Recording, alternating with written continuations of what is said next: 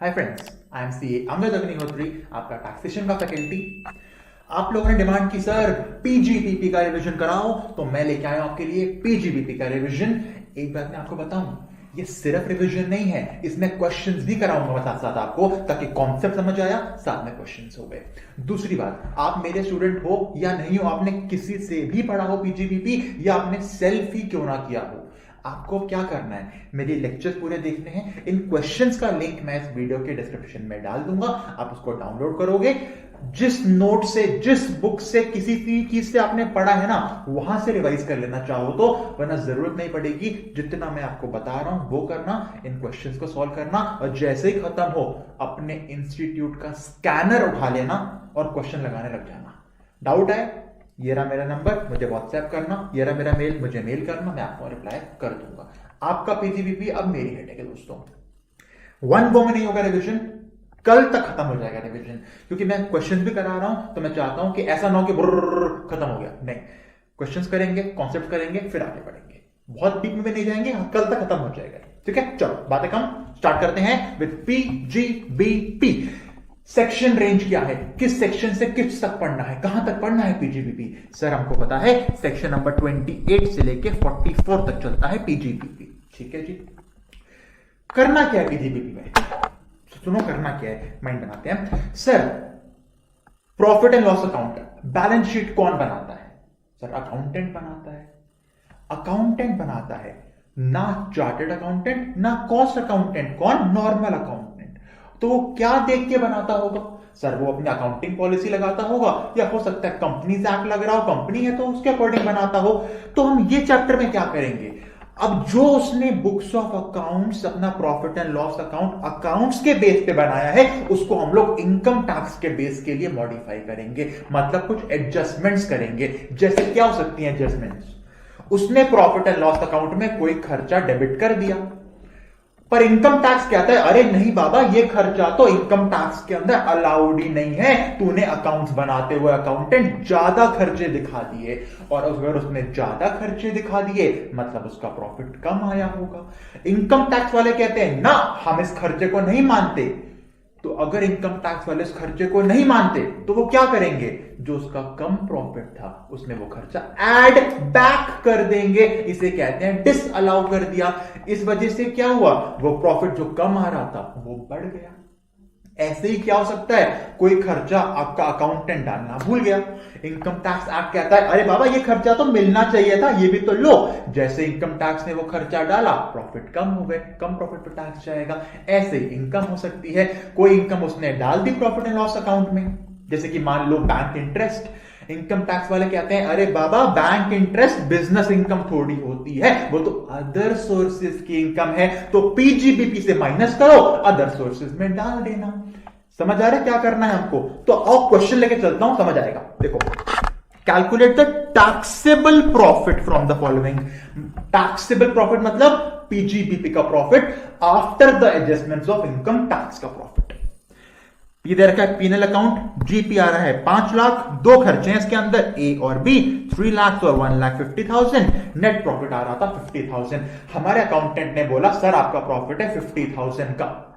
Income tax ने क्या बोला, इनकम टैक्स एक्ट ने क्या बोला, एडजस्टमेंट करने को बोला कि एक्सपेंडिचर बी जो है, ये B expenditure is not deductible, ये खर्चा अलाउड नहीं है हमारे अकॉर्डिंग, ये इनकम टैक्स एक्ट कह रहा है।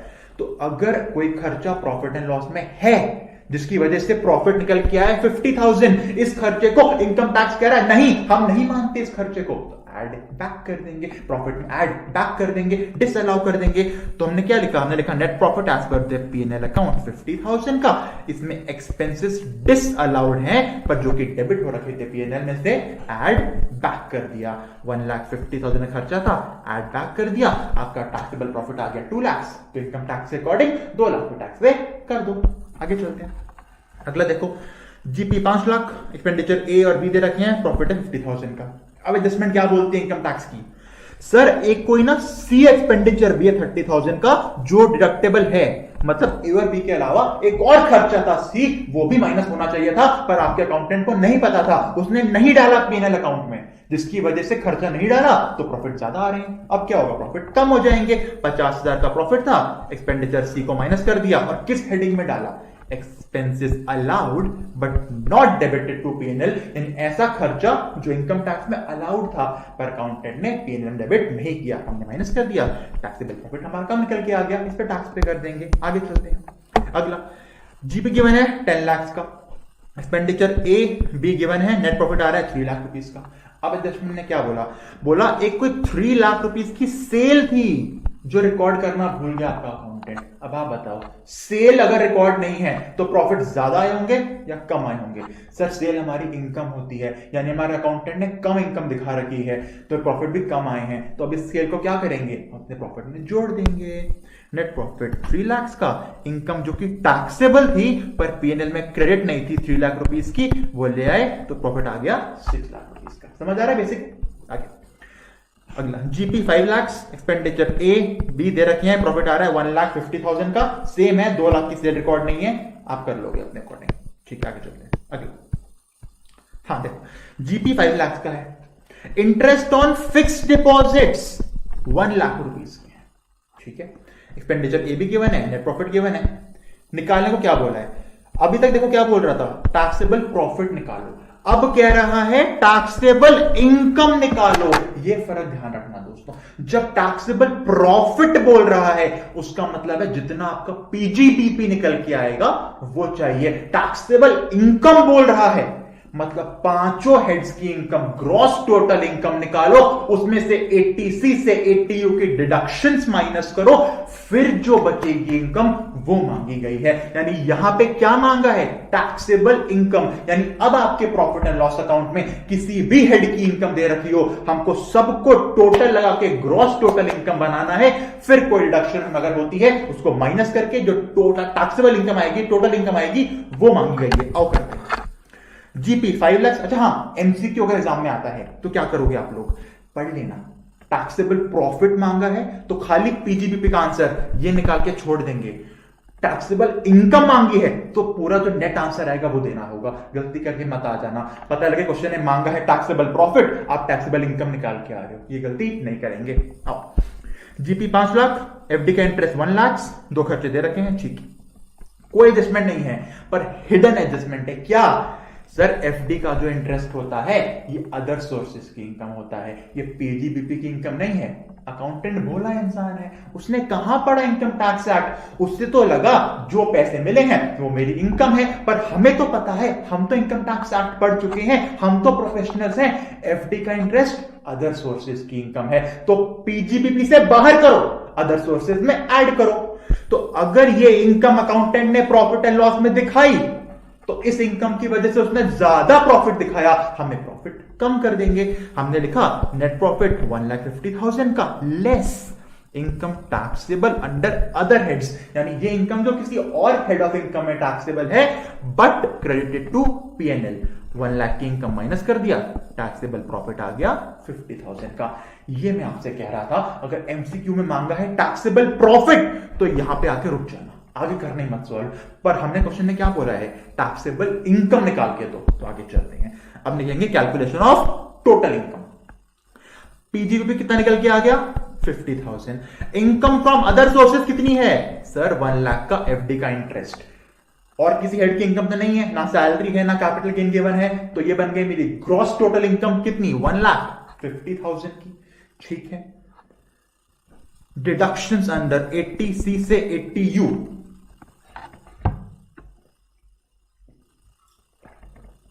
कोई है, बिल्कुल नहीं है। क्वेश्चन ने कहां बोला है कि ये सीनियर सिटीजन है, अगर ये सीनियर सिटीजन होता तो डिडक्शन मिल जाती है इसको 80TTB की, पर ये नहीं है तो नहीं मिलेगी। तो ये मेरी बन गई टोटल इनकम। Question complete. समझ आया क्या करना होता है? हाँ सर, हमको बिल्कुल समझ आ गया कि हमको एक कोई नेट प्रॉफिट दिया होगा as per the PNL account, उसमें ये 4 एडजस्टमेंट हो सकती हैं जो हमको करनी है। कोई एक्सपेंस जो पीएनएल में है डेबिटेड पर वो डिसअलाउड है, ऐड बैक कर देंगे। कोई एक्सपेंस पीएनएल में है ही नहीं पर होना चाहिए था, उसको माइनस कर देंगे, प्रॉफिट कम आना चाहिए। कोई इनकम पीएनएल में है जो किसी और हेड की है तो प्रॉफिट एंड लॉस में क्या कर रही है, माइनस कर दो इसको। कोई इनकम पीएनएल में नहीं है पर नीचे नोट्स में दे रखी है भाई ये इनकम तो पीजीबीपी की है तो उसको हम प्रॉफिट में जोड़ देंगे और नेट पीजीबीपी आपका आ जाएगा। क्लियर? ठीक है। अब सर ये तो बता दो कौन से खर्चे अलाउ होते हैं कौन से डिसअलाउ होते हैं, तो उसके लिए दोस्तों हम चल रहे हैं सेक्शन नंबर 37 पे। ऐसा सेक्शन जिसके बिना एग्जाम बन ही नहीं सकता, पीजीबीपी का क्वेश्चन इस सेक्शन के बिना नहीं बन सकता। क्या कहता है ये सेक्शन? इन लाइन को अभी छोड़ दो, अभी छोड़ दो, काट नहीं रहा, अभी छोड़ दो। ये कहता है, देखो जी, section number 37 general deductions, general खर्चे। ये सेक्शन कहता है हे एसएससी, एसएससी मतलब मैं जो अपनी इनकम निकाल रहा हूं, हम तेरे को 6 कंडीशन देंगे, 6 कंडीशंस बताएंगे। अब तू अपने हर एक्सपेंडिचर पे इन 6 कंडीशंस को लगा। अगर तेरे एक्सपेंडिचर पे ये सारी कंडीशंस ने टिक, हाँ मान गया, टिक टिक टिक टिक कर दिया तो वो एक्सपेंडिचर इनकम टैक्स के अकॉर्डिंग अलाउड है। पर इन 6 कंडीशंस में से एक भी कसौटी पे अगर आपका एक्सपेंडिचर खरा नहीं उतरा, मतलब कोई भी एक कंडीशंस आपके एक्सपेंडिचर ने वायलेट कर दी, तो वो खर्चा डिसअलाउ हो जाएगा, मतलब ऐड बैक करना पड़ जाएगा। पहली कंडीशन, सर वो एक्सपेंस रियल होना चाहिए, नोशनल नहीं होना चाहिए। मतलब आओ देखो क्या बोलता है रियल खर्चा। सर मैं अपने स्टाफ को, एम्प्लॉय को सैलरी पे कर रहा हूं, रियल खर्चा है। मैं अकेले बिजनेस करता हूं, कोई पार्टनरशिप नहीं, कोई कंपनी नहीं, अकेले काम करता हूं, पर मैंने अपने प्रॉफिट एंड लॉस में एक एक्सपेंडिचर दिखा रखा है सैलरी टू सेल्फ, तो ये खर्चा रियल है, नोशनल है? सर झूठा नोशनल खर्चा है। खुद को ही सैलरी दोगे क्या? मतलब आपका बिजनेस चल रहा है, आपका प्रॉफिट आया, आपने सोचा प्रॉफिट पे टैक्स पे करना पड़ जाएगा, क्यों ना थोड़ा प्रॉफिट निकाल के अपनी ही पॉकेट में डाल दिया, बोला मैंने तो खर्चा कर दिया, खुद को सैलरी दे दी। ये खर्चा रियल है या नोशनल? सर नोशनल है। अगर रियल नहीं है, नोशनल है, तो ऐड बैक। कंडीशन पूरी नहीं हुई। कंडीशन कहती है रियल होना चाहिए, नोशनल नहीं। ठीक है। ऐसे ही खुद ने लोन दिया अपने बिजनेस को और खुद ही इंटरेस्ट कमा रहे हो, वाह यार, खुद ही ये लोन दे रहे हो अपने बिजनेस को, खुद उस पे इंटरेस्ट कमा रहे हो, ये तो कैपिटल लोन थोड़ी है, डिसअलाउड, डिसअलाउड। आगे चलते हैं, अगला। ऐसा एक्सपेंडिचर होना चाहिए जो होली एंड एक्सक्लूसिवली पीजीबीपी के लिए हो, मतलब पूरे का पूरा बिजनेस का खर्चा होना चाहिए। ठीक है सर, कोई दिक्कत नहीं है। जैसे कि रेंट पे कर रहा हूं बिल्डिंग का, जहां काम करता हूं, बिजनेस का खर्चा। एम्प्लॉय को सैलरी पे कर रहा हूं, बिजनेस का खर्चा। मेरे एसेट्स पे डेप्रिसिएशन लग रहा है, बिजनेस का खर्चा। पर एक खर्चा सुनो जो आपको लगेगा बिजनेस का खर्चा नहीं है, पर वो अलाउ होता है, क्योंकि भगवान से पंगा नहीं लेने का, भगवान से पंगा नहीं लेने का।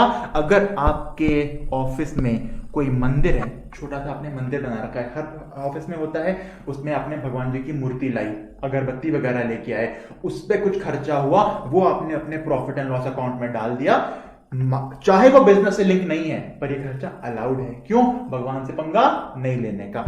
ऐसे ही दिवाली आई, आपने दिवाली का हवन किया, पूजा करी ऑफिस में, उस पर कोई एक्सपेंसेस आए, वो भी अलाउड है। क्यों? भगवान से पंगा नहीं लेने का। आगे सुनाइए, एमसीक्यू बनता है बहुत बार। एक डायरेक्टर बीमार हो गया, कंपनी का डायरेक्टर बीमार हो गया, ट्रीटमेंट कराने गया इंडिया से बाहर, फॉरेन में। अब सोचो फॉरेन कोई बंदा जा रहा है ट्रीटमेंट कराने, ऑफकोर्स बीमार ज्यादा होगा तभी जा रहा है, अकेले नहीं किया, अपनी वाइफ को भी ले गया साथ में कि चलो कोई तो मेरी केयर टेक करेगा। अब सोचो ना, डायरेक्टर खुद जा रहा है व्हील चेयर में बैठ के, खुद ही ड्रिप पकड़ी हुई है, अच्छा लगता है क्या? नहीं ना, कोई साथ में लेके जाएगा उसको, तो उसकी वाइफ भी गई अगर साथ में, तो इन दोनों का खर्चा जो है वो कंपनी बोलती है हाँ जेन्युइन खर्चा है, हम आपको अलाउ करके देंगे। पर यही डायरेक्टर अगर मीटिंग के लिए गया होता बाहर, घूमने के लिए गया होता बाहर, तो उसका खर्चा भी अलाउ होता नहीं। डायरेक्टर मीटिंग करने के लिए बाहर ज्यादा फॉरेन में, उसका खर्चा बिजनेस का खर्चा है, बिजनेस की मीटिंग करने गया है, पर बिजनेस मीटिंग में वाइफ लेके क्यों जा रहा है? तो अगर बिजनेस मीटिंग के लिए वाइफ साथ जाएगी तो वाइफ का खर्चा अलाउ नहीं होगा, वो डिसअलाउ हो जाएगा, क्योंकि तब वाइफ का खर्चा होली एंड एक्सक्लूसिवली बिजनेस का नहीं है। और जो मैंने पहला एग्जांपल दिया था मेडिकल वाला, सोचो मुकेश अंबानी जी बीमार हो गए, रिलायंस ने उनको अमेरिका भेजा ट्रीटमेंट कराने के लिए। मुकेश अंबानी का ट्रीटमेंट कराना रिलायंस के लिए जरूरी है। वो ले गए अपने साथ अपनी वाइफ को, मिसेज अंबानी को भी। तो अब मिसेज अंबानी का खर्चा भी बिजनेस का माना जाएगा क्योंकि वो एक्सेप्शन में डाल दिया है। ठीक है सर। अगला, एक्सपेंडिचर होना चाहिए इन द प्रीवियस ईयर। हमको पता है सर, हम इनकम निकालते हैं प्रीवियस ईयर की, तो खर्चे भी कब के देखेंगे? प्रीवियस ईयर के। कोई पर्सनल खर्चा नहीं होना चाहिए, बिल्कुल ठीक। मैं बिजनेस के प्रॉफिट एंड लॉस में दिखा रहा हूं, घर में बच्चों के लिए चॉकलेट लेके उसका खर्चा अलाउ होगा? बिल्कुल अलाउ नहीं होगा। अगला, it should be lawful and not incurred for any purpose, जो कि प्रोहिबिटेड हो। मतलब क्या बोलना चाहता है ये? मतलब जो खर्चा करो वो लीगल होना चाहिए, इलीगल खर्चे अलाउ नहीं होंगे। जैसे कि, और खासतौर से जो किसी लॉ ने या प्रोहिबिट कर रखे हैं। मतलब मैं रोड पे जा रहा था, अपने ऑफिस जा रहा था, घर से ऑफिस जा रहा था, रेड लाइट क्रॉस हो गई, मेरा चालान कट गया। मैंने बोला यार चालान जो कटा है क्यों कटा है? क्योंकि मैं ऑफिस जा रहा था, ऑफिस के काम के लिए जा रहा था, अपने बिजनेस के लिए जा रहा था, तो ये चालान जो मैंने पे किया है ये मेरा बिजनेस एक्सपेंडिचर है। डाल सकता हूं पीएनएल में? नहीं, क्योंकि जो आपने ट्रैफिक रूल्स को वायलेट किया ये एक ऑफेंस है जो किसी लॉ को तोड़ने की वजह से हुआ है, ये भी डिसअलाउ होगा। यानी कोई भी एक्सपेंडिचर अलाउ कब होता है? जब वो लॉ के अकॉर्डिंग हो। लॉ तोड़ोगे तो अलाउ नहीं होगा। ठीक है सर, समझ आ गया। पर यही आपने अगर कोई कॉन्ट्रैक्ट कर रखा है, मैंने किसी से परचेज सेल का कॉन्ट्रैक्ट किया था और वहां मैं उसको पेमेंट करने में लेट हो गया, उसने मेरे पे लेट पेमेंट की पेनल्टी लगा दी, वो अलाउड है क्योंकि वो मेरे बिजनेस से रिलेटेड है यार। यानी अगर कॉन्ट्रैक्ट एक्ट को वायलेट करा तो कोई दिक्कत नहीं है, किसी लॉ को वायलेट किया तो दिक्कत है, वो खर्चा डिसअलाउ हो जाएगा। और लास्ट, कैपिटल एक्सपेंडिचर नहीं होना चाहिए। हमको पता है सर, कैपिटल एक्सपेंडिचर पूरा अलाउ नहीं होता, उस पर डेप्रिसिएशन अलाउ होता है। ठीक है, यानी अगर ये 6 कंडीशंस पूरी नहीं हुई तो खर्चा ऐड बैक हो जाएगा और उसको हम ऐड बैक करके जो एक्स्ट्रा प्रॉफिट निकल के आएगा उस पर हम टैक्स पे करेंगे इनकम टैक्स में। ये 6 कंडीशन नंबर 37 की हैं। ठीक है सर जी। इसमें एक और पॉइंट देखो दोस्तों, अगर आप इनकम टैक्स या वेल्थ टैक्स पे करते हो, इसको पर्सनल एक्सपेंडिचर माना जाता है। इनकम टैक्स तो निकाल रहे हो यार, तो इनकम टैक्स कैलकुलेट करना चाहते हो, प्रॉफिट एंड लॉस में डाल दिया इनकम टैक्स का अमाउंट, कैसे अलाउ होगा? डिसअलाउ हो जाएगा। क्लियर? ठीक है। और जब इनकम टैक्स ही अलाउड नहीं है तो इनकम टैक्स की पेनल्टी पे करोगे, उसका इंटरेस्ट पे करोगे, वो भी कहां से अलाउ होगा? जो चीज खुद ही अलाउ नहीं है एज एक्सपेंडिचर, उसके ऊपर फर्दर कुछ भी खर्चा करते रहो, इंटरेस्ट या पेनल्टी, कहां से अलाउ होगी? सब डिसअलाउ। आगे चलते हैं, ये ध्यान से सुनो। हमने पढ़ा है कंपनीज एक्ट के सेक्शन नंबर 135 में कि कुछ कंपनीज अगर कोई क्राइटेरिया पूरा कर दे, फुलफिल कर दे, तो उनको कुछ एक्सपेंडिचर करना पड़ता है टुवर्ड्स कॉर्पोरेट सोशल रिस्पॉन्सिबिलिटी। तो वो खर्चा कंपनी जो कर रही है ना, इनकम टैक्स एक्ट बोलता है भैया तुम सोसाइटी का भला कर रहे हो, अपनी कॉर्पोरेट की सोशल रिस्पॉन्सिबिलिटी पूरा कर रहे हो, तो जो एक्सपेंडिचर वहां कर रहे हो वो पीएनएल मत डालना, और डाल दिया तो हम डिसअलाउ कर देंगे। ये ध्यान रखना, एमसीक्यू बनता है। ओके सर जी, समझ आ गया। आगे सुना एक और सेक्शन। आपको नॉर्मल एडवर्टाइजमेंट करने, ऐड करने, टीवी में, फेसबुक पे, यूट्यूब पे करो ऐड, हमें कोई दिक्कत नहीं है। जो एक्सपेंडिचर करोगे इनकम टैक्स आता है, हम अलाउ करेंगे। पर अगर तुमने ऐड किया, अपना ऐड किया, अपने बिजनेस का ऐड किया किसी ऐसे पैम्फलेट में, किसी ऐसे ब्रोशर में जो किसी पॉलिटिकल पार्टी का है, मतलब बीजेपी, कांग्रेस, आम आदमी पार्टी के ब्रोशर में, पैम्फलेट में तुम्हारे बिजनेस का नाम क्या कर रहा है, ये तो इंडिकेशन है कि तुम उनको डोनेशन दे रहे हो, पर एक छुपा के इनडायरेक्ट वे में कह रहे हो हम तो अपना ऐड कर रहे हैं। ये कोई ऐड नहीं है भाई, ये तुम पॉलिटिकल पार्टी को डोनेशन कर रहे हो। ऐड होता है अपना यूट्यूब पे, फेसबुक पे, न्यूज़पेपर में या किसी होर्डिंग्स पे, किसी पॉलिटिकल पार्टी के अंदर ऐड नहीं होते। ये तो साफ दिख रहा है तुम उनको डोनेशन करना चाहते थे, इनडायरेक्ट वे में बोल रहे हो कि मैं ऐड कर रहा हूं, ये भी डिसअलाउड है। यानी जनरल एड्स करोगे खर्चा अलाउड है, पॉलिटिकल पार्टी के पैम्फलेट, ब्रोशर वगैरह में ऐड करोगे वो डिसअलाउड है। हां, अगर आप डोनेशन करते हो, सीधा बोल रहे हो मैं डोनेशन कर रहा हूं उनको, खुद बोल रहे हो, तो भाई डोनेशन करना कोई बिजनेस खर्चा थोड़ी ना होता है, तो ऐड बैक कर दो। हां, बाद में देखेंगे, हो सकता है 80G हो, अगर नॉर्मल डोनेशन हो 80G मिल जाए, पॉलिटिकल पार्टी की डोनेशन है तो 80GGB या GGC मिल सकता है रिडक्शन। पर in the nutshell, political party को डोनेशन करोगे तो भी ऐड बैक, पॉलिटिकल पार्टी को एडवर्टाइजमेंट का खर्चा करोगे तो भी ऐड बैक। क्लियर हुआ इतना? यस सर, क्लियर हो गया सर। तो काम करो, ये क्वेश्चन है, ये दे रखे हैं कुछ एक्सपेंसेस और ये अलाउ है या डिसअलाउड है, ये सॉल्व करो। मैं आगे बढ़ रहा हूं, ये सॉल्व करो। डाउट है तो मैंने व्हाट्सएप नंबर दे दिया और मैंने आपको अपना ईमेल आईडी भी दे दिया, कर लो। अब साथ ही साथ यूट्यूब खोलो, अभी क्या खोलो, यूट्यूब खोलो, अभी खोलो। खोला तो वही वही तो क्लास देख रहे हो। तो मेरा जो चैनल है इसको सब्सक्राइब करो, अभी सब्सक्राइब करो, बेल को ऑन करो और वीडियो को लाइक करो। क्या करना है, चैनल सब्सक्राइब करो, इस वीडियो को लाइक करो। ऐसा करोगे तो मुझे भी अच्छा लगेगा ना कि आपको मुझसे पढ़ के अच्छा लग रहा है, मुझे मोटिवेशन दो, मैं और अच्छे से पढ़ाऊंगा। चलो आगे चलते हैं। सर कुछ सेक्शंस हैं, सेक्शन नंबर 30 और 31 क्या बोलते हैं, इस चार्ट को दोस्तों आप बना लेना अपने साथ प्लीज।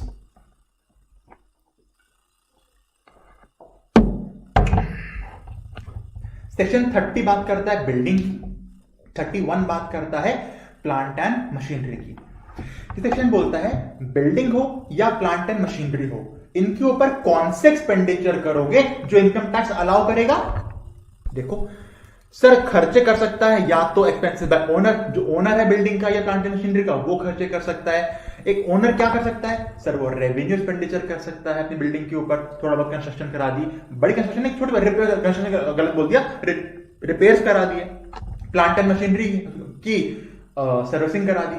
और वो कैपिटल एक्सपेंडिचर क्या कर सकता है, बिल्डिंग में एक एडिशनल फ्लोर कंस्ट्रक्ट करा दिया, प्लांट एंड मशीनरी में कोई ऐसा काम करा दिया, ऐसा एक्सपेंडिचर करा दिया जिससे प्लांट एंड मशीनरी जो 2 लाख की थी वो 4 लाख की हो गई। यानी कि कैपिटल एक्सपेंडिचर और रेवेन्यू एक्सपेंडिचर में डिफरेंस क्या हुआ, ये एग्जांपल ही आपका डिफरेंस है। रेवेन्यू एक्सपेंडिचर वो होता है जो, ध्यान सुनना, रेवेन्यू एक्सपेंडिचर वो होता है जो किसी भी एसेट को उसकी एक्चुअल कैपेसिटी मेंटेन करने के लिए जरूरी है। कार खराब हो गई, आप सर्विस कराते हो, सर्विस कराने से क्या होता है, जो कार की वैल्यू थी वो इंटैक्ट रहती है, जो कार की कैपेसिटी थी उस पर अकॉर्डिंग वो काम करती है। कभी ऐसा हुआ है क्या कि आप कार खरीद के लाए, वो देती है 20 किलोमीटर पर लीटर का एवरेज, आपने कुछ खर्चा कराया, वो 20 किलोमीटर से 40 किलोमीटर का एवरेज हो गया, वो तो पॉसिबल नहीं है ना दोस्तों। इसलिए कोई भी एक्सपेंडिचर अगर आप करते हो जो आपके एसेट की कैपेसिटी जो ओरिजिनल है उसको मेंटेन करने के लिए होता है, इसे कहते हैं रेवेन्यू एक्सपेंडिचर। पर ऐसा कोई एक्सपेंडिचर हो गया जिससे आपके एसेट की लाइफ बढ़ गई या फिर उसकी कैपेसिटी बढ़ गई, उसे कहते हैं कैपिटल एक्सपेंडिचर। ये डिफरेंस याद रखना, कभी गलती नहीं करोगे। ठीक है, ठीक है सर। ओनर ने क्या किया, कोई रेवेन्यू खर्चा किया, बिल्डिंग पे हो या प्लांट एंड मशीनरी पे हो, जितना भी खर्चा किया है सारे का सारा डालो पीएनएल में, हम अलाउ करेंगे आपके लिए। पर अगर आपने कैपिटल एक्सपेंडिचर करा है, नया फ्लोर बना दिया बिल्डिंग के अंदर, तो और अकाउंटेंट ने डाल दिया प्रॉफिट एंड लॉस अकाउंट में खर्चा हुआ, आप क्या करोगे, ऐड बैक कर दोगे, क्योंकि कैपिटल एक्सपेंडिचर थोड़ी अलाउ होता है, उसके ऊपर डेप्रिसिएशन निकाल के वो अलाउ करेंगे। यानी कि पहले पूरा अमाउंट कैपिटल एक्सपेंडिचर का ऐड बैक, फिर लेस में उसके ऊपर डेप्रिसिएशन। सर जो अगर मैंने प्रॉपर्टी रेंट पे दी हुई है, तो समझो आप टेनेंट हो, आप किराएदार हो, आपने बिल्डिंग किराए पे ले रखी है या आपने वो प्लांट एंड मशीनरी किराए पे ले रखा है, तो आप क्या खर्चा कर सकते हो। सर सबसे पहले सबसे बड़ा रेवेन्यू खर्चा क्या होगा, अगर मैं टेनेंट हूं, मैं किराएदार हूं, तो मेरा सबसे बड़ा रेवेन्यू खर्चा क्या है, उस बिल्डिंग का या उस प्लांट एंड मशीनरी का रेंट जो मैं पे कर रहा हूं, बिल्कुल अलाउ होगा जितना भी पे करूंगा। साथ ही साथ हो सकता है ना, मान लो मैंने एक बड़ा सा हॉल रेंट पे ले लिया कि मैं यहां पढ़ाऊंगा, मैंने उस हॉल के अंदर व्हाइट वॉश कराया, रेवेन्यू खर्चा है, जो खर्चा होगा मुझे पीएनएल में अलाउ रहेगा, इनकम टैक्स अलाउ छोड़ देगा। मैंने क्या किया, उस हॉल में कंस्ट्रक्शन करा दिया, एक बड़े से हॉल में जो मैंने रेंट पे लिया था उसमें 4 पार्टीशन करके 4 क्लासरूम बना दिए। पार्टीशन कर दिया मतलब मैंने कंस्ट्रक्शन करा उसके अंदर, जो कि कैपिटल एक्सपेंडिचर है। तो क्या मैं उस पूरे कंस्ट्रक्शन के एक्सपेंस को डाल दूं पीएनएल में, नहीं, उस पर क्या क्लेम करूंगा, डेप्रिसिएशन। यानी अगर मैंने कंस्ट्रक्शन कर दिया एज ए टेनेंट इस प्रॉपर्टी का, जो मैंने रेंट पे ले रखी थी, पहले इस पूरे खर्चे को ऐड बैक कर दो, उसके बाद डेप्रिसिएशन माइनस कर दो। ठीक है सर, हम बिल्कुल समझ गए। वेरी गुड दोस्तों, आप बहुत इंटेलिजेंट हो।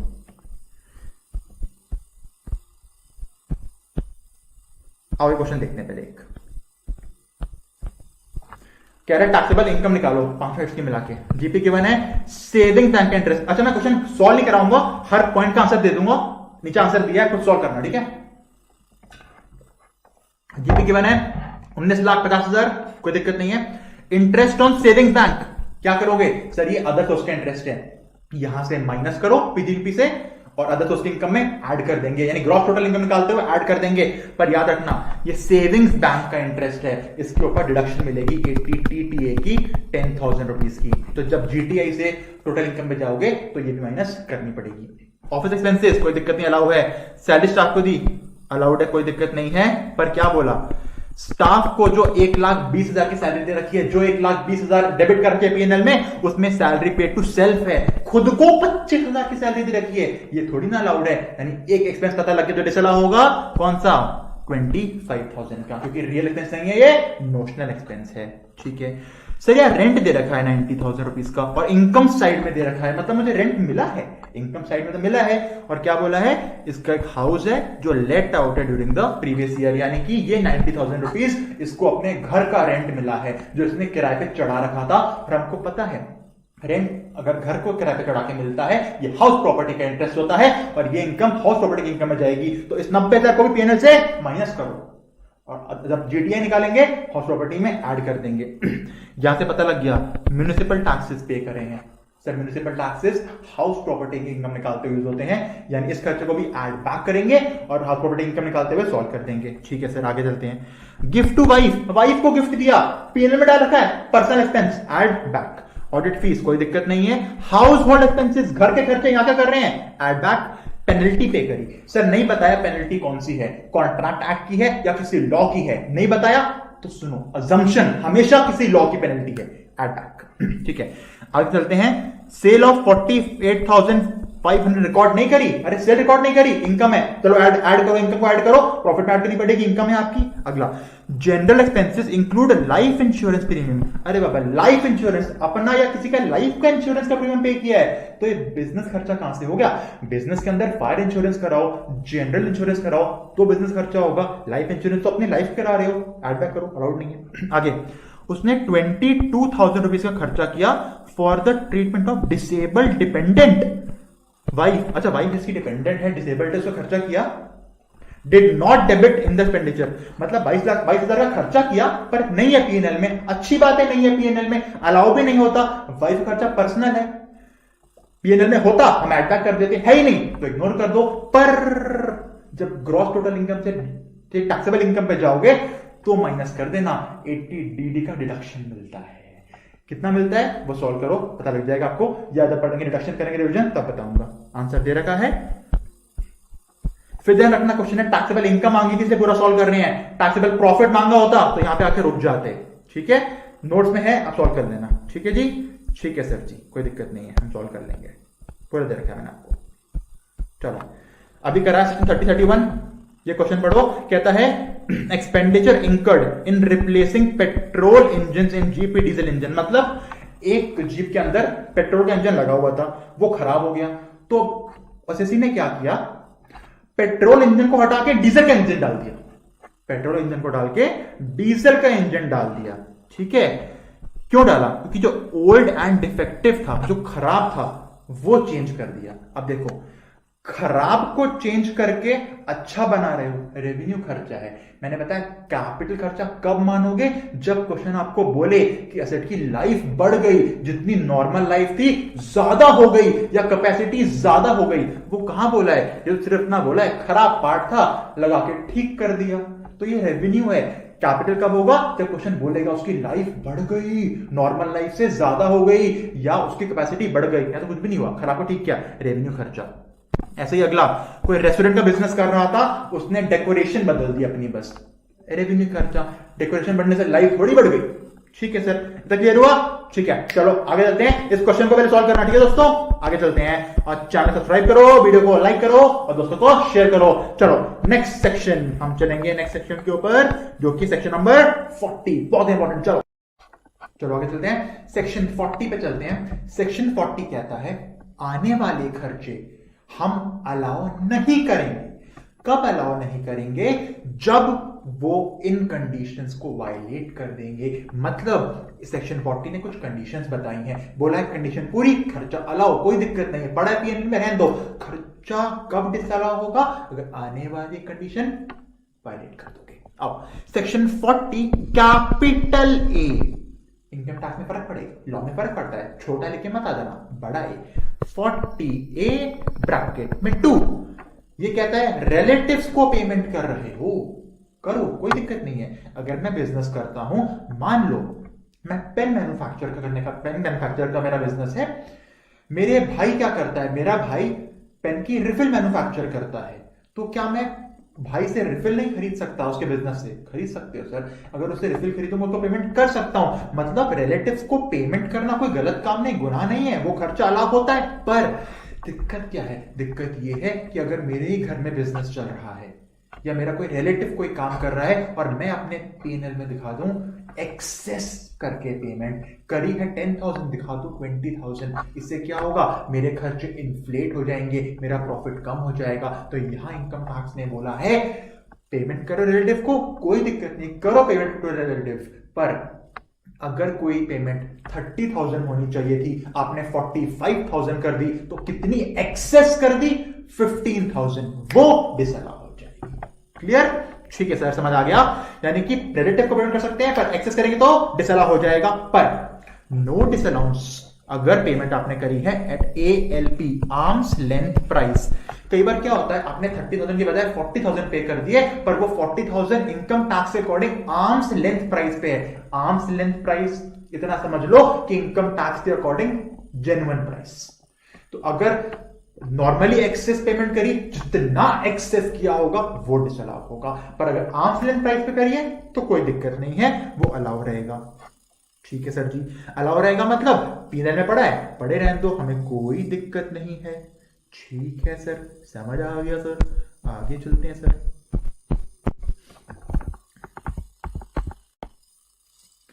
आओ मैं आपको क्वेश्चन पे लेता हूं।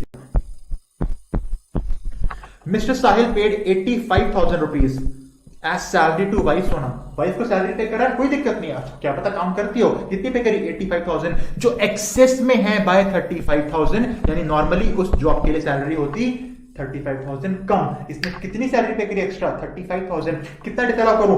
पूरा 85,000 नहीं, जितना एक्सेस पे किया है वो 35,000 एड बैक कर देंगे। ठीक है। राकेश ने पे करे 90,000 रुपीज XYZ फर्म से गुड्स खरीदने के लिए। XYZ फर्म थी, उससे गुड्स खरीदना चाहता था भाई।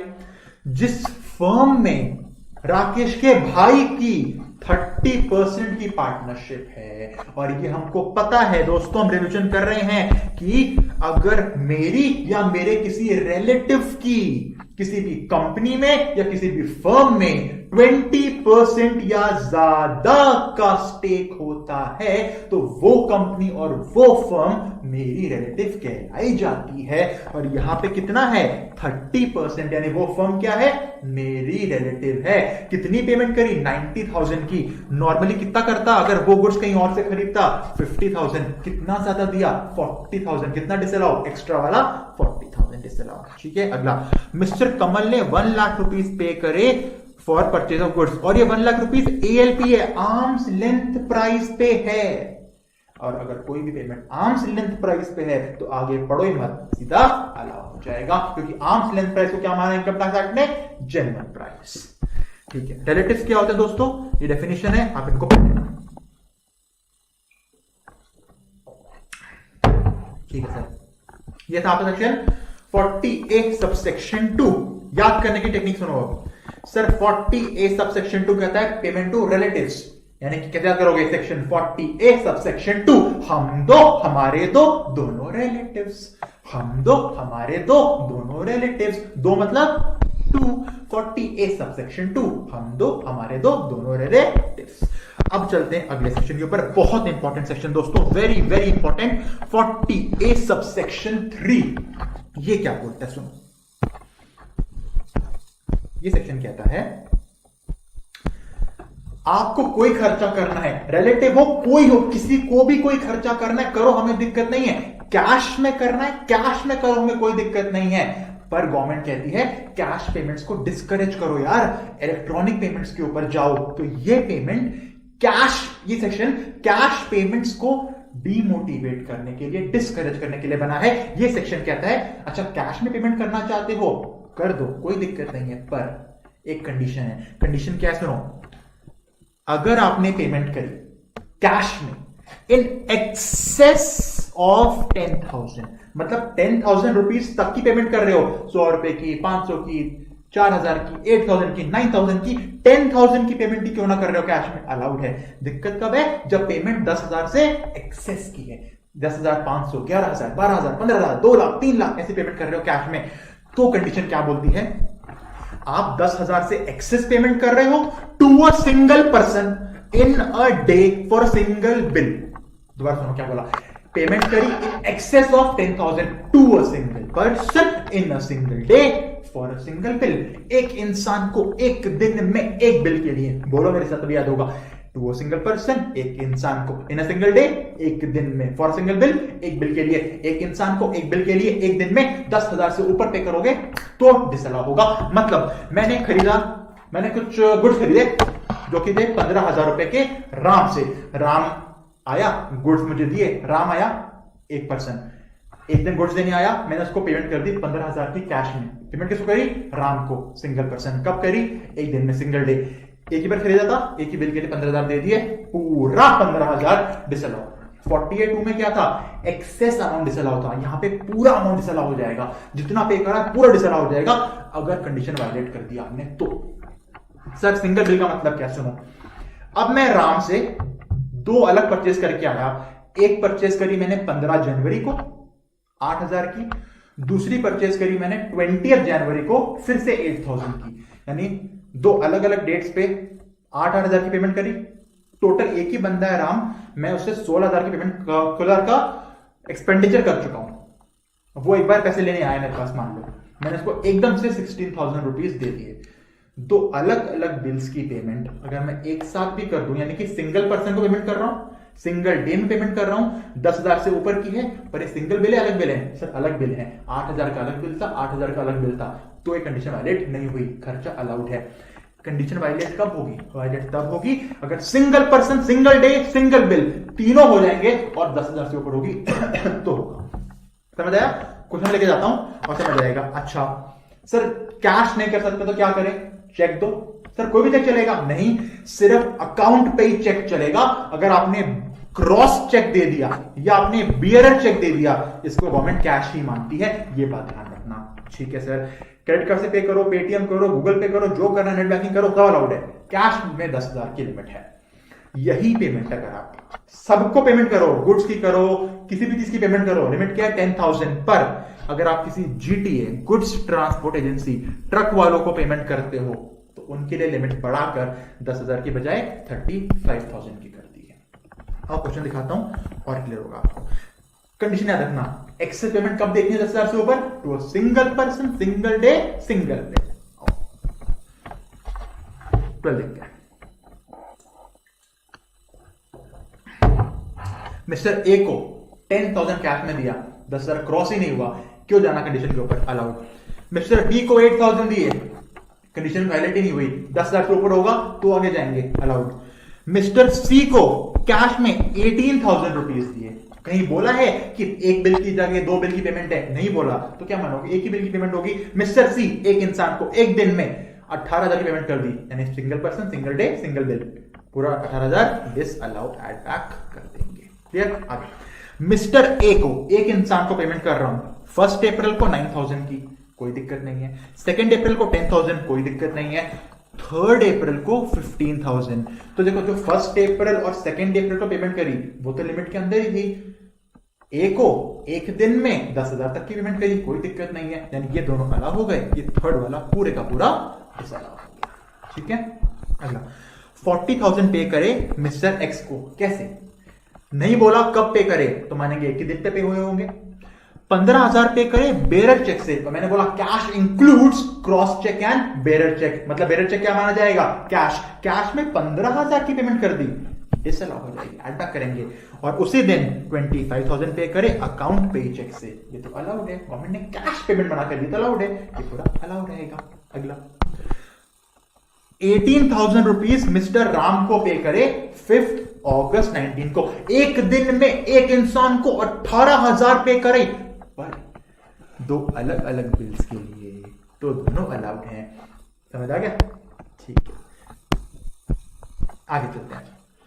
पेमेंट इन कैश करी 1 लाख रुपीस के बिल की सिंगल डे में, डिसअलाउड। 1 लाख की पेमेंट है सिंगल डे में, वेरी गुड। अगला, पेमेंट करी कैश की, देखो 1 अप्रैल को 9,000, कोई दिक्कत नहीं है, अलाउ हो जाएगा।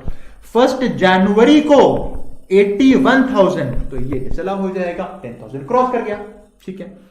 पेमेंट इन कैश कब करी? 1 अक्टूबर को 1 लाख रुपीस की, एक दिन में 1 लाख की पेमेंट कर रहे हो आप टू अ सिंगल क्रेडिटर, एक बंदे को एक दिन में 1 लाख की पेमेंट कर रहे हो कैश में, पर फॉर डिफरेंट बिल्स जो 7,500 ईच के थे। मतलब मैंने उसके साथ 75, 100, 7,500 की बहुत सारी ट्रांजैक्शन कर ली थी, पेमेंट एक दिन में कर रहा हूं, तो कंडीशन वायलेट नहीं हुई।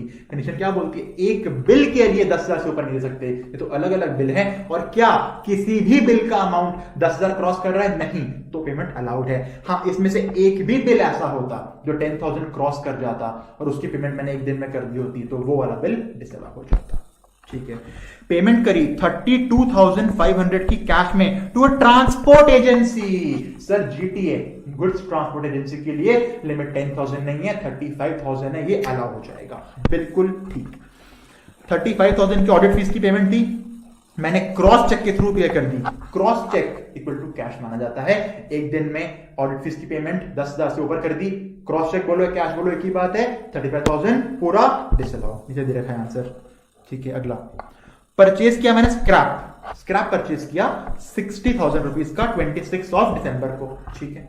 परचेज किया, पेमेंट अभी नहीं करी। पेमेंट कैसे करी? 20,000 क्रॉस चेक से। क्रॉस चेक क्या होता है? कैश, ये 20,000 डिसअलाउ। 25,000 पे करे इलेक्ट्रॉनिक क्लियरिंग सिस्टम ईसीएस से बैंक के थ्रू, ये तो अलाउड है, कोई दिक्कत नहीं है। और 15,000 कैसे पे करे? कैश से पे करे, 10,000 ऊपर कैश पे कर दिया, डिसअलाउ हो जाएगा। यानी कि 20,000 और 15,000 ये डिसअलाउ हो जाएगा। तो फिर ये क्या बोला है? जो 15,000 कैश पे करेंगे, ये 2 पेमेंट वाउचर बना दिए 7,500 के, क्या फर्क पड़ता है? हमें बिल देखना है, वाउचर नहीं देखना, ठीक है। वाउचर कितने मर्जी बना दो, उसमें लिमिट नहीं है, लिमिट बिल की है। यानी ये सेक्शन कब लगता है? जब एक दिन में एक इंसान को एक बिल के लिए 10,000 से ऊपर कैश पेमेंट करते हो, तो जितना पेमेंट कैश में किया है सब disallow, and cash includes bearer cheque and cross cheque. Sir क्या कुछ एक्सेप्शंस भी हैं? हाँ, एक्सेप्शन सुनो क्या क्या है। अगर आप पेमेंट कर रहे हो आरबीआई को, किसी बैंक को, लाइफ इंश्योरेंस कंपनी को, या एग्रीकल्चर के काम करने के लिए, तो कोई लिमिट नहीं है, जितना पे करना है कैश में करो, ठीक है सर। आप पेमेंट कर रहे हो गवर्नमेंट को, जितना पे करना है कैश में करो, ठीक है। खाली इंपॉर्टेंट बातें बता रहा हूं मैं आपको, ठीक है। आगे सुनो, एग्रीकल्चर का मैंने आपको ऑलरेडी बता दिया। आप एनिमल हस्बेंड्री के लिए काम करो, फिश एंड फिश प्रोडक्ट के लिए काम करो, हॉर्टिकल्चर एपीकल्चर के लिए काम करो, गवर्नमेंट कहती है बहुत ज्यादा डेवलप बिजनेस नहीं है, इनको जितनी पेमेंट करने कैश में कर दो। ऑफकोर्स एक फार्मर, एक पोल्ट्री फार्म वाला कहां बैंक अकाउंट खुलवाएगा? कैश में काम करता है, करने दो, आप उनको कैश पेमेंट जितनी करनी करो। हम एक्सेप्शन में डाल दिया है, हम कुछ नहीं बोलेंगे, ठीक है सर। अगला, कॉटेज इंडस्ट्री, आपने कुछ परचेज किया ऐसी कॉटेज छोटी इंडस्ट्री से जो विदाउट पावर काम करती है, उनके पास इलेक्ट्रिसिटी भी नहीं है यार, वो आपको कुछ बेच रहे हैं, तो गवर्नमेंट कहती है कर दो कैश पेमेंट, अच्छी बात है, डेवलप होंगे। लॉजिक समझ रहे हो गवर्नमेंट का, ठीक है। आपने पेमेंट करी किसी ऐसे गांव में या ऐसे टाउन में जहां पे जिसको पेमेंट कर रहे हो उसका बैंक अकाउंट ही नहीं है, तो अगर उसका बैंक अकाउंट ही नहीं है उस गांव में, तो कैश देना पड़ेगा, दे दो, ठीक है। ये इंपॉर्टेंट पॉइंट है दोस्तों। आपने अपने एम्प्लॉयर ने अपने एम्प्लॉय को खर्चा किया, क्या? ग्रेचुटी पे कर दी। ग्रेचुटी का मिलती है रिटायरमेंट पे, बड़ा अमाउंट पे कर दिया, तो इसकी लिमिट 50,000 तक की है। 3 बन गए लिमिट्स। नॉर्मली 10,000 जीटीए को पेमेंट कर रहे हो, 35,000 एम्प्लॉयर अपने एम्प्लॉय को रिटायरमेंट बेनिफिट पे कर रहा है, तो कितना दे सकता है कैश में? 50,000। ज्यादा देगा, पूरा डिसअलाउ, ठीक है। इंपॉर्टेंट पॉइंट ये कहता है, एक एम्प्लॉय काम से गया बाहर काम करने के लिए, और जहां पे काम करने गया वहां उसका बैंक अकाउंट ही नहीं है, तो अब क्या होगा? तो यहां गवर्नमेंट कहती है अगर एक एम्प्लॉयर अपने एम्प्लॉय को बाहर, समझ लो किसी शिप पे भेजता है काम करने के लिए, शिप पे तो बैंक अकाउंट होगा ही उसका, तो भाई अगर कम से कम 15 दिन के लिए भेजा हुआ है, कम से कम 15 डेज के लिए भेजा हुआ है, तो कर दो कैश पेमेंट जितनी करनी है। बंदा 15 दिन से ज्यादा रह रहा है तो गवर्नमेंट कहती भाई फिर तो खर्चा पानी करना होगा, पर अगर 15 दिन से कम के लिए गया है तो गवर्नमेंट कहती अब नहीं भैया, 10,000 कैश बहुत है, ठीक है सर। और किसी दिन बैंक ही बंद है या बैंक की स्ट्राइक है तो उस दिन तो कैश पेमेंट कर ही सकते हो, कोई दिक्कत नहीं है। मेन पॉइंट ये थे, ठीक है, रीडिंग कर लेना। ये है एक्सेप्शंस रूल 6DD। और क्वेश्चन देखो कितना इजी क्वेश्चन आता है। आपने पेमेंट करी कैश में 3 लाख की रेलवे को, रेलवे मतलब गवर्नमेंट को पेमेंट कर रहे हो। इंडियन रेलवे किसकी है? गवर्नमेंट की। जितनी करनी है करो, फुल अलाउड, ठीक है। 2 लाख की पेमेंट करी कैश में एग्रीकल्चर के लिए, एग्रीकल्चर गवर्नमेंट कहती है फार्मर्स को देना है, 2 लाख रुपए, कोई दिक्कत नहीं है, कैश में अलाउड है। 62,000 कैश पेमेंट करा आपने कंसल्टेंसी सर्विस लेने के लिए किसी टेक्नीशियन को। सर ये तो कोई एक्सेप्शन है ही नहीं। एक्सेप्शन में तो गवर्नमेंट थी, बैंक्स थे, एग्रीकल्चर था, पोल्ट्री फार्म था, कहीं बैंक की छुट्टी हो सब था, टेक्नीशियन कहां था? ये तो नॉर्मल पेमेंट थी सर, इसमें तो 10,000 की लिमिट लगती। 62,000 पे कर दिया, ये हो जाएगा डिसअलाउड। ठीक है, ठीक है, ये आप खुद करोगे। 15 आपको होमवर्क है दोस्तों। 16th मैं खाली लास्ट पार्ट करा रहा हूं।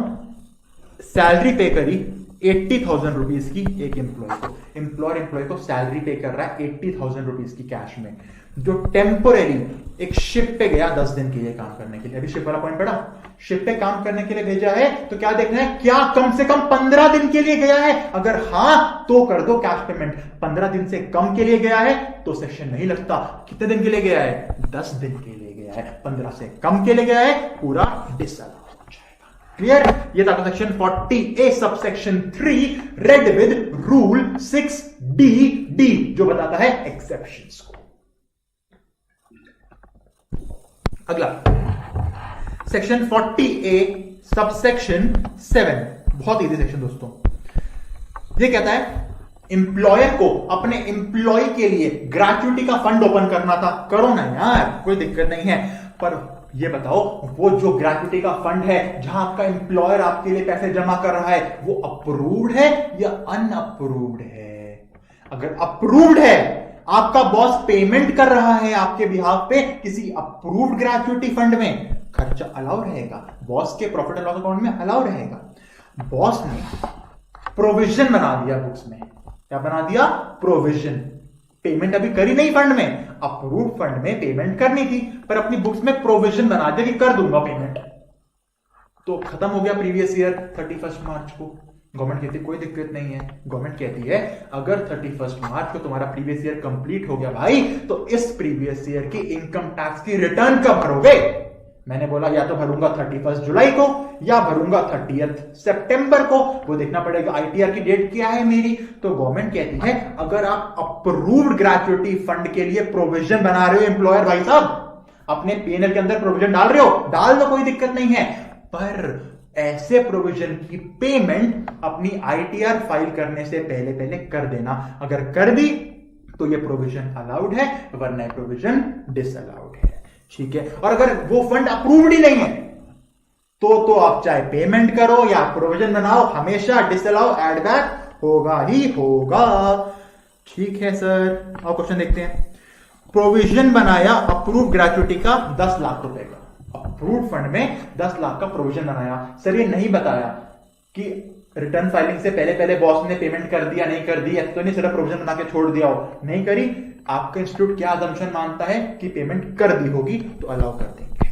ठीक है, पेमेंट करिए अप्रूव ग्रेच्युटी की, पेमेंट कर रहा है, अलाउ, कोई दिक्कत नहीं। प्रोविजन बनाया अनअप्रूव्ड का, तो मैं देखूं आईटीआर की डेट, नहीं सर अनअप्रूव्ड है तो पेमेंट हो प्रोविजन अलाउ होता ही नहीं है, पूरा disallowed. Last unapproved gratuity fund payment करी, डिसअलाउड। क्लियर?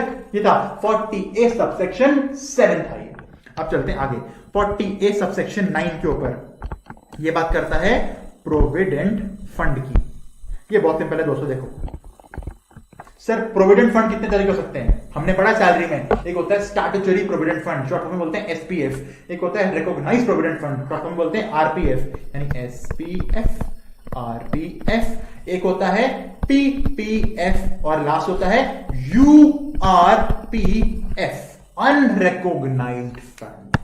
आपको क्या देखना है, क्वेश्चन में अगर दिख जाए प्रोविडेंट फंड को पेमेंट हो रही है, बस ये ध्यान रखना वो अनअप्रूव्ड तो नहीं है। अनअप्रूव्ड प्रोविडेंट फंड के अलावा किसी भी प्रोविडेंट फंड में पेमेंट करो सब अलाउड होती है, बस अनअप्रूव्ड फंड में पेमेंट करोगे तो डिसअलाउ हो जाएगी। प्रोविजन बनाया आरपीएफ का, रिकॉग्नाइज्ड फंड का, अलाउड है। पेमेंट करी एसपीएफ की स्टैट्यूटरी प्रोविडेंट फंड में अलाउड है, प्रोविजन और पेमेंट करी पीपीएफ की पब्लिक प्रोविडेंट फंड में अलाउड है, पर प्रोविजन या पेमेंट कर दी यूआरपीएफ में अनरिकॉग्नाइज्ड फंड में डिसअलाउ हो जाएगी। यानी प्रोविडेंट फंड में क्या रखना है, अनरिकॉग्नाइज्ड डिसअलाउ, बाकी सब अलाउ। ठीक है, समझ आ गया। ये दोस्तों क्वेश्चन है, आपके लिए होमवर्क है, जितना अभी तक पढ़ाया है उसके बेस पे है, आंसर मैंने नीचे दिया हुआ है आपको। आप इस क्वेश्चन को सॉल्व करो, प्रॉपर फॉर्मेट में दे रखा है आंसर, सॉल्व करो। डाउट है तो या तो वीडियो में कमेंट कर दो, बेटर मुझे व्हाट्सएप कर देना, मैं आपको समझा दूंगा। बाकी आंसर पूरा दे रखा है विद लॉजिक, आपको पक्का क्लियर हो जाएगा दोस्तों। ठीक है, ठीक है सर, हम कर लेंगे इस आंसर को। चलो चलते हैं आगे।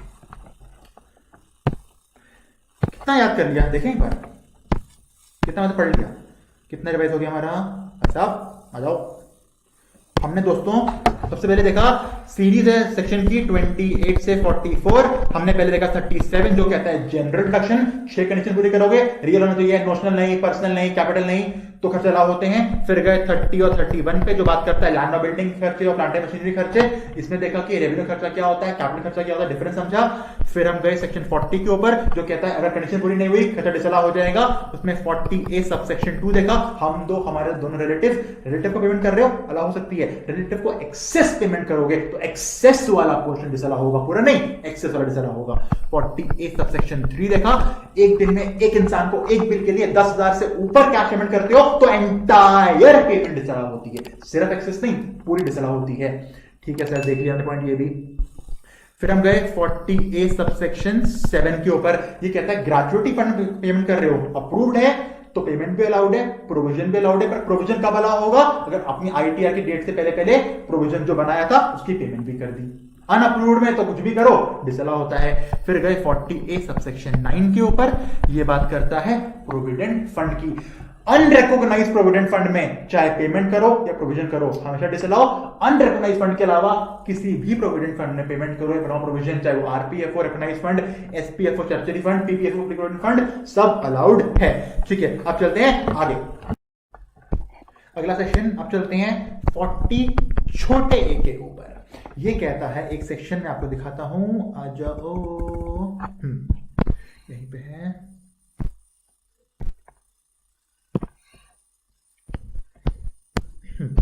ये कहता है 2 सबसेक्शन है, 40 सबसेक्शन ए क्लॉज 1, 40A सबसेक्शन ए क्लॉज 1A। ये सेक्शन क्या बोलता है कि आप किसी को कोई भी पेमेंट कर रहे हो करो, पर क्या इस पेमेंट के ऊपर टीडीएस का इंप्लीकेशन है। अगर हां तो भाई साहब आप जो पेमेंट कर रहे हो इसके ऊपर टीडीएस काट के आपको पेमेंट देनी चाहिए थी। क्या आपने टीडीएस काटा? मैंने कहा हाँ, मैंने काट के गवर्नमेंट को जमा भी कर दिया, तो जो पेमेंट कर रहा हूं, जो एक्सपेंडिचर है मुझे अलाउ रहेगा। पर अगर जो मैंने पेमेंट करी, चाहे वो नॉन रेजिडेंट को करी या रेजिडेंट को करी, इस पेमेंट के ऊपर मुझे टीडीएस काट के गवर्नमेंट को जमा करना चाहिए था, मैंने टीडीएस नहीं काटा या मैंने काट के गवर्नमेंट को जमा नहीं किया, तो क्या होगा? अब जो मैंने पेमेंट करी है ना, अगर ये नॉन रेजिडेंट को पेमेंट कर रहा हूं तो जितनी पेमेंट करी थी विदाउट टीडीएस कर दी, ये पूरी की पूरी 100% पेमेंट डिसअलाउ हो जाएगी, एड बैक करनी पड़ जाएगी। पर अगर यही पेमेंट किसी रेजिडेंट को कर रहा था तो गवर्नमेंट कहती है रेजिडेंट को कर रहे थे ना, तो पूरी पेमेंट डिसअलाउ मत करो, उसका 30% डिसअलाउ करो। मतलब कैसे करना है? सेक्शन 40 है दोस्तों, section 40A, 40A1, 40A1A। Payment करी आपने रेजिडेंट को टीडीएस काट के जमा कराना चाहिए था, नहीं काटा है, काट के जमा नहीं कराया, तो पूरा पेमेंट नहीं, उसका 30% डिसअलाउ कर दो। मतलब अगर 1 लाख की पेमेंट डेबिटेड है पीएनएल में तो 30,000 एड बैक कर दो। ये अगर नॉन रेजिडेंट को की होती तो पूरा 1 लाख एड बैक हो जाता। ठीक है सर, आओ इसको डीप में चलते हैं। हाँ, देखो इन डायग्राम्स को बना लेना, ठीक है, बहुत इंपॉर्टेंट है। देखो पहला example 1, payment made 1 lakh rupees की। एग्जाम्पल के लिए उसके ऊपर 10,000 का टीडीएस काटना चाहिए था आपको, ठीक है। 1 लाख की पेमेंट आपने करी, कब करी पेमेंट? हमारा प्रीवियस ईयर कौन सा है? 1920। मैंने 20 सितंबर को पेमेंट कर दी, 1 लाख रुपीज की पेमेंट कर दी, टीडीएस काट के जमा भी करा दिया, जो भी होती है टीडीएस की डेट्स जमा करा दिया। फिर आया मेरा असेसमेंट ईयर, पर अगर मैंने टीडीएस काट के टाइमली जमा करा दिया तो मैं आगे क्यों देखूं? जो पेमेंट करी थी टीडीएस काट के जमा हो गया, ये पूरा 1 लाख जो मैंने प्रीवियस ईयर में पे करा है पूरा अलाउ हो जाएगा। सेकंड केस क्या बोलते हैं, 1920 के अंदर मैंने 5 जनवरी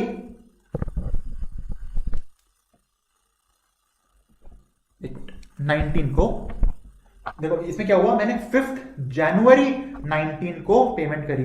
इसे 19 में बोलो दोस्तों, से 20 बोलो आप लोग। 5 जनवरी 20 को पेमेंट करी 1 लाख रुपीस की, ठीक है। टीडीएस काट लिया, मतलब जब मैंने पेमेंट करी, जिस प्रीवियस ईयर में मैंने पेमेंट करी उसी प्रीवियस ईयर में टीडीएस काट लिया। यानी पेमेंट जो करी टीडीएस काटने के बाद करी, पर गवर्नमेंट को जमा नहीं कराया टीडीएस, तो खत्म हो गया प्रीवियस ईयर। अब गवर्नमेंट आपसे कहती है आपने जब पेमेंट करी, टीडीएस काट लिया ना, काटना इंपॉर्टेंट था, काट लिया। मैंने कहा हाँ मैंने काट के पेमेंट कर लिया। गवर्नमेंट ने कहा मतलब वो पैसे आपके पास हैं, जो आपने अगर 1 लाख की पेमेंट करनी थी उसमें 10,000 का टीडीएस था, तो आपने 90,000 पे किए होंगे, 10,000 रख लिए होंगे टीडीएस के नाम पे, क्या आप हमें जमा कराओगे, 90 पे कर दिए। अब जो 10,000 आपने रख लिए, आपका प्रीवियस ईयर खत्म हो गया 31 मार्च को। अब आती है आपकी आईटीआर की डेट, वो या 31 जुलाई होगी या 30 सितंबर होगी।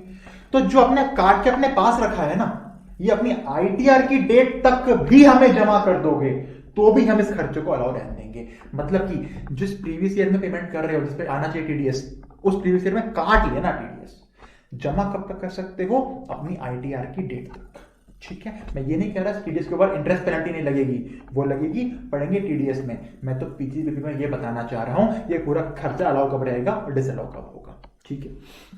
मैंने टीडीएस काट लिया 5 जनवरी को, जमा कब किया, 5 मई को जमा कर दिया। डेट क्या है रिटर्न फाइलिंग की, मैं कुछ गलती कर रहा हूं, एक से दोस्तों, ये 20 होगा, ये 20 होगा, हाँ। डेट क्या है रिटर्न फाइलिंग की, 31 जुलाई। मैंने क्या अपनी आईटीआर की डेट से पहले जमा कर दिया, हाँ सर मैंने 5 मई को जमा कर दिया, तो ये पूरा खर्चा मुझे 1920 में ही अलाउ रहेगा। अगला केस देखो, प्रीवियस ईयर 1920, 23 दिसंबर 2019 को मैंने एक पेमेंट करी, टीडीएस काट लिया। यानी जिस प्रीवियस ईयर में पेमेंट कर रहा हूं उसी प्रीवियस ईयर में टीडीएस काट लिया, बाकी पेमेंट कर दी। अब आई मेरी आईटीआर की डेट 31 जुलाई, तब तक जमा नहीं कराया गवर्नमेंट को। जमा कब कराया, उसके बाद 5 अक्टूबर को जमा कराया। यानी ये केस क्या है, जिस प्रीवियस ईयर पेमेंट कर रहे हो आपने टीडीएस काट तो लिया, पर अपनी आईटीआर की डेट तक जमा नहीं करा पाए, उसके बाद जमा कराया आपने। तो अब क्या होगा, जिस प्रीवियस ईयर की पेमेंट थी, अगर ये नॉन रेजिडेंट को की थी पेमेंट तो पूरी पेमेंट डिसअलाउ हो जाएगी, और अगर रेजिडेंट को पेमेंट करी थी तो 30% डिसअलाउ हो जाएगी। हो गई डिसअलाउ। पर अब मैं गवर्नमेंट के पास गया, मैंने कहा गवर्नमेंट माना मैंने अपने प्रीवियस ईयर 1920 की आईटीआर तक जमा नहीं कराया टैक्स, और उसके बाद तो टीडीएस जमा कराया ना मैंने आपको। गवर्नमेंट ने कहा आपने कराया। गवर्नमेंट कहती कब जमा कराया, मैंने कहा मैंने 5 अक्टूबर 2020 को जमा करा दिया। गवर्नमेंट ने बोला ये 5 अक्टूबर 2020 कौन सा प्रीवियस ईयर है, मैंने कहा सर ये 2021 है। तो गवर्नमेंट ने बोला कोई दिक्कत नहीं है, क्योंकि आपने टीडीएस लेट जमा कराया, आईटीआर के बाद जमा कराया, तो हमने 1920 में खर्चा डिसअलाउ किया था। तो जब हमको मिल गया टीडीएस, तो जो खर्चा 1920 में डिसअलाउ किया था वो उस साल उस प्रीवियस ईयर में अलाउ कर दिया जाएगा आपको। यानी अगर अभी आपके प्रॉफिट्स में ऐड बैक किया था, उस साल आपके प्रॉफिट से माइनस कर देंगे। क्लियर, बिल्कुल क्लियर सर जी। अगला केस देखो, स्पेशल केस, प्रीवियस ईयर 1920, 11 नवंबर को मैंने पेमेंट करी, पर टीडीएस नहीं काटा, खत्म हो गया प्रीवियस ईयर। प्रीवियस ईयर में क्या जरूरी था कि काट तो लो कम से कम। भाई ने काटा कब, 5 अप्रैल को, जब प्रीवियस ईयर 2021 शुरू हो गया, वहां टीडीएस डिडक्ट किया। और डिपॉजिट कब किया, अपनी आईटीआर से पहले ही डिपॉजिट कर दिया। यानी इन जनरल आपने अपनी आईटीआर 1920 की आईटीआर कब फाइल होती है, 31 जुलाई तक, उससे पहले जमा भी कर दिया काट के, पर तब भी डिसअलाउ होगा। क्यों डिसअलाउ होगा, क्योंकि जिस ईयर में पेमेंट कर रहे हो उस साल टीडीएस काटना जरूरी है। जमा करने के लिए 31 जुलाई की डेट है, पर अगर प्रीवियस ईयर खत्म हो गया, टीडीएस काटा ही नहीं था, तो फिर कोई दिक्कत नहीं है। सॉरी, कोई फिर दिक्कत है, ये खर्चा डिसअलाउ ही रहेगा।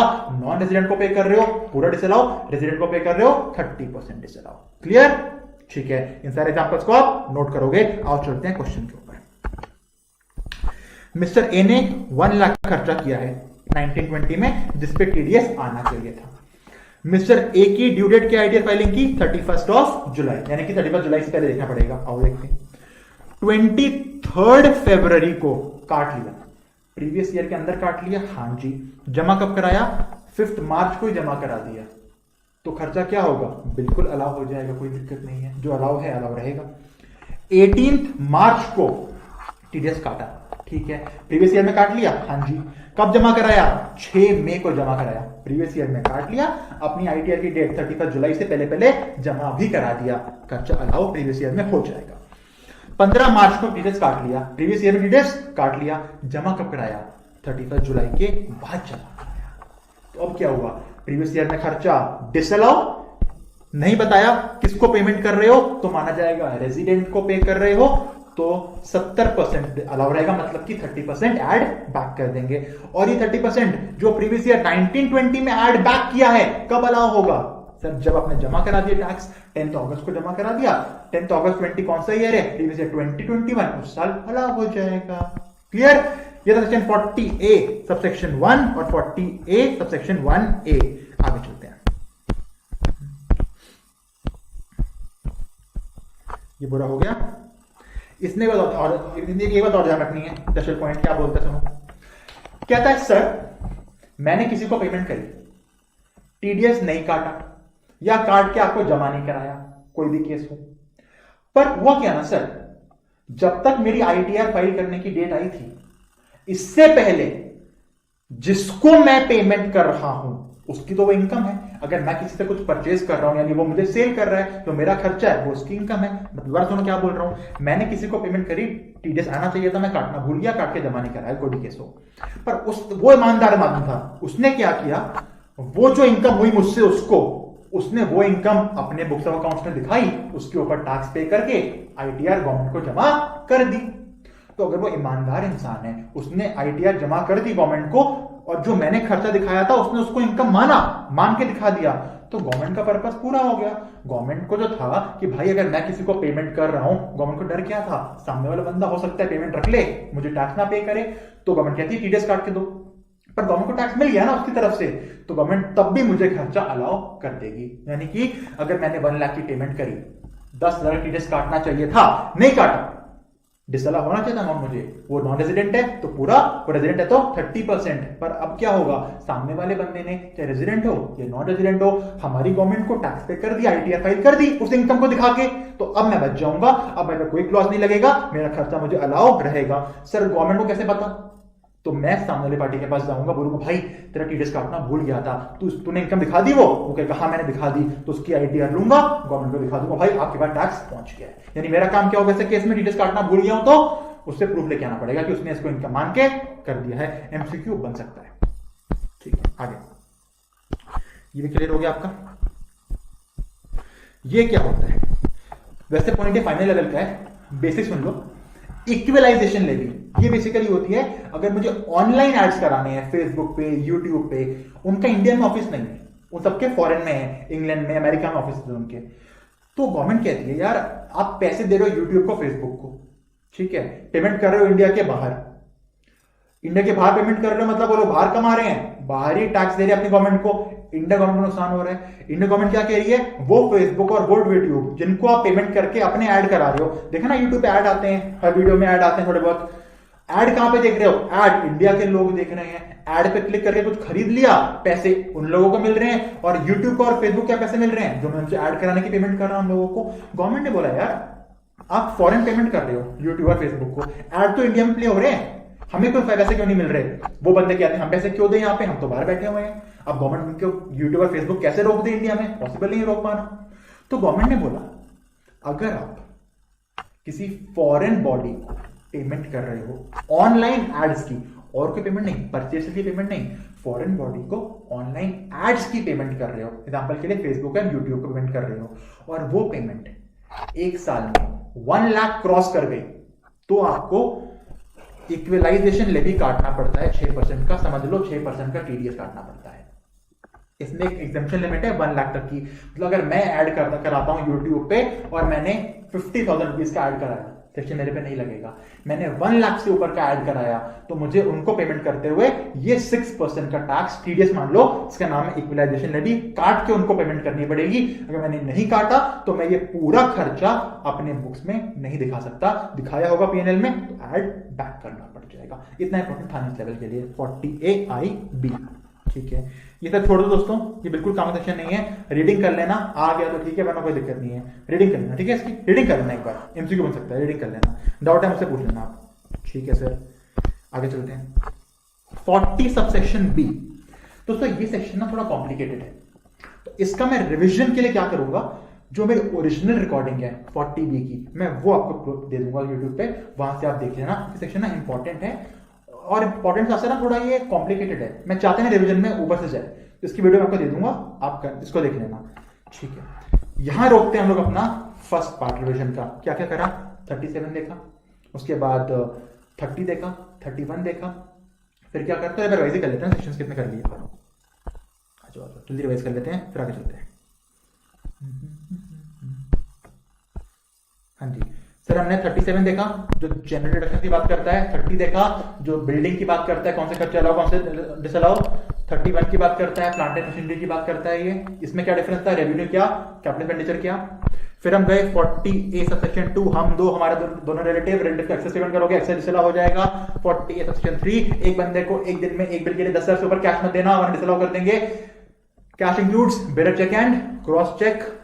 10,000 की पेमेंट बढ़ के हो जाती है 35,000, अगर पेमेंट कर रहे हो जीटीए को, ये 35 की पेमेंट बढ़ के 50,000 हो जाती है अगर एम्प्लॉयर अपने एम्प्लॉय को दे रहा है, ग्रेच्युटी वगैरह दे रहा है। ठीक है, 40A सबसेक्शन 7 देखा, ग्रेच्युटी फंड अप्रूव्ड तो क्या होगा, अनअप्रूव्ड तो क्या होगा।